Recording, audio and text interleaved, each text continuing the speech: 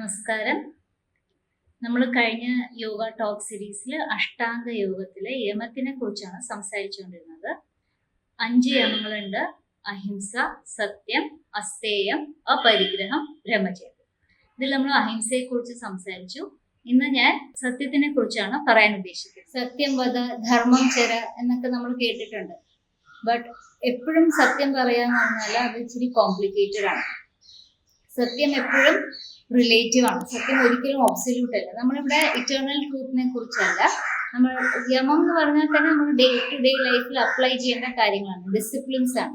ഇപ്പൊ നമ്മുടെ ജീവിതത്തിലുള്ള ലൗകികമായ സത്യത്തിനെ കുറിച്ചാണ് ഇവിടെ സംസാരിക്കുന്നത്.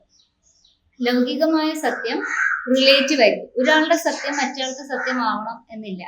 ഇതിന്റെ ഒരു സിമ്പിൾ ആയിട്ടുള്ള ഒരു എക്സാമ്പിൾ പറഞ്ഞാല്, ഞാൻ ഒരു കൂട്ടാൻ ഉണ്ടാക്കിയാൽ എൻ്റെ മോളുടെ അടുത്ത് ഞാൻ ചോദിക്കാം, ഇത് എങ്ങനെയുണ്ട്, നന്നായിട്ടുണ്ടോ എന്ന് ചോദിച്ചാൽ അവൾക്ക് ചെറിയ മധുരമുള്ള കൂട്ടാനാണ് ഇഷ്ടമെങ്കിൽ അവൾ പറയും ഇത് നന്നായിട്ടുണ്ട്, എനിക്ക് ഇഷ്ടപ്പെട്ടു എന്ന് പറയും. അതേസമയം മോന് എരിവുള്ള കൂട്ടാനാണ് ഇഷ്ടമെങ്കിൽ അവൻ പറയും ഇത് എനിക്ക് ഇഷ്ടമായില്ല, നന്നായിട്ടില്ല എന്ന് പറയും. ഇതിലൊരാൾ സത്യം പറയുന്നു, മറ്റയാൾ നുണ പറയുന്നു എന്ന് നമുക്ക് പറയാൻ പറ്റില്ല. എന്ന് വെച്ചാൽ ഇത് അവരവരുടെ പേഴ്സണൽ ഒപ്പീനിയനാണ്.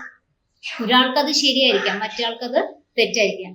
സോ നമ്മുടെ ലൗകികമായ ജീവിതത്തില് ട്രൂത്ത് ഈസ് ഓൾവേസ് റിലേറ്റഡ്. സത്യത്തിനെ കുറിച്ച് എൻ്റെ ഒരു ഫേവറേറ്റ് കോട്ട് ഉണ്ട് മനുസ്മൃതിയിൽ നിന്ന്. സത്യം ബ്രൂയാത് പ്രിയം ബ്രൂയാത് ന ബ്രൂയാത് സത്യം അപ്രിയം പ്രിയം ച നാനൃതം ബ്രൂയാത് ഏഷ ധർമ്മ സനാതന. ഈ കോട്ട് ഒരു സിമ്പിൾ ആയിട്ടുള്ള ഒരു എക്സാമ്പിൾ വെച്ച് ഞാൻ എക്സ്പ്ലെയിൻ ചെയ്യാം. ഒരു കുട്ടി സ്റ്റേജിൽ ഡാൻസ് പെർഫോമൻസ് ചെയ്യാണ്. വളരെ നന്നായിട്ട് പെർഫോം ചെയ്തു. അത് കഴിഞ്ഞിട്ട് ആ കുട്ടി വന്ന് സ്റ്റേജിൽ നിന്ന് ഇറങ്ങി വരുമ്പോൾ നമ്മളെ കാണുമ്പോൾ നമ്മൾ പറയാണ് വളരെ നല്ല പെർഫോമൻസ് ആയിരുന്നു, നല്ല രസമായിരുന്നു കാണാൻ, എനിക്ക് ഇഷ്ടമായി എന്നൊക്കെ നമ്മൾ പറയുമ്പോൾ ആ കുട്ടിക്ക് സന്തോഷം തോന്നും. നമ്മൾ സത്യമാണ് പറയുന്നത്, അത് പ്രിയമായിട്ട് ആ കുട്ടിക്ക് സന്തോഷം തോന്നുന്ന രീതിയിലാണ് പറഞ്ഞത്. ഇനി സപ്പോസ് ആ കുട്ടി നന്നായിട്ടല്ല സ്റ്റേജിൽ പെർഫോം ചെയ്തത്, വളരെ മോശമായിട്ടാണ് പെർഫോം ചെയ്തത്.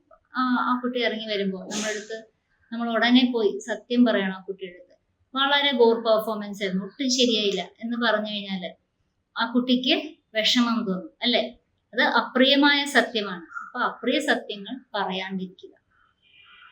ഇനിയിപ്പോ ആ കുട്ടി മോശമായിട്ട് പെർഫോം ചെയ്തു എന്നിട്ട് വന്ന് നമ്മളോട് ചോദിക്കുകയാണ് എങ്ങനെ ഉണ്ടായിരുന്നു എൻ്റെ പെർഫോമൻസ് എന്ന് ചോദിച്ചു കഴിഞ്ഞാൽ നമ്മളുടെ റെസ്പോൺസ് എന്താണ്? സത്യം പറയണം. പക്ഷെ അത് അപ്രിയമാണ്. അപ്പൊ എങ്ങനെ പറയണം? അത് നമ്മൾ സ്നേഹത്തോടെ ആ കുട്ടിക്ക് ഹേർട്ട് ആവാത്ത രീതിയിൽ പറയണം. കുഴപ്പമില്ലായിരുന്നു, കുറച്ചും കൂടി പ്രാക്ടീസ് ചെയ്താൽ ഇമ്പ്രൂവ് ചെയ്യാൻ പറ്റും എന്ന് പ്രിയമായിട്ട് സംസാരിക്കുക. ആരെയും നമ്മൾ ഹേർട്ട് ചെയ്യരുത്. ഇനി ചില അസത്യങ്ങൾ പ്രിയമായിരിക്കും. ഇപ്പോ ആ കുട്ടി മോശമായിട്ടാണ് പെർഫോം ചെയ്തത്, പക്ഷെ നമ്മൾ ഇറങ്ങി വരുമ്പോൾ തന്നെ ആ കുട്ടിയുടെ അടിപൊളി പെർഫോമൻസ് ആയിരുന്നു, വളരെ നന്നായി. അത് അസത്യമാണ്, പക്ഷെ ആ കുട്ടിക്ക് അത് കേൾക്കാൻ ഇഷ്ടമായിരിക്കും, അല്ലെ? പ്രിയമായിരിക്കും. അങ്ങനത്തെ അസത്യങ്ങൾ പറയരുത്. അതിന് ഉള്ളൊരു ഡിസഡ്വാൻറ്റേജ് എന്ന് പറഞ്ഞാൽ ആ കുട്ടി ധരിക്കും ഇത് നല്ല പെർഫോമൻസ് ആണ്, ഇനി ഇമ്പ്രൂവ് ചെയ്യേണ്ട ആവശ്യമില്ല, ഞാൻ ഓൾറെഡി നന്നായിട്ട് പെർഫോം ചെയ്യണം എന്ന് പറഞ്ഞാൽ നമ്മളൊരു റോങ് സിഗ്നൽ, റോങ് മെസ്സേജ് ആണ് ആ കുട്ടിക്ക് കൊടുക്കുന്നത്. അതുകൊണ്ട് എപ്പോഴും സത്യം പറയുക, പ്രിയമായിട്ട് പറയുക, അപ്രിയ സത്യങ്ങൾ പറയാണ്ടിരിക്കുക. അസത്യങ്ങൾ പ്രിയമാണെങ്കിലും പറയരുത്. Thank you.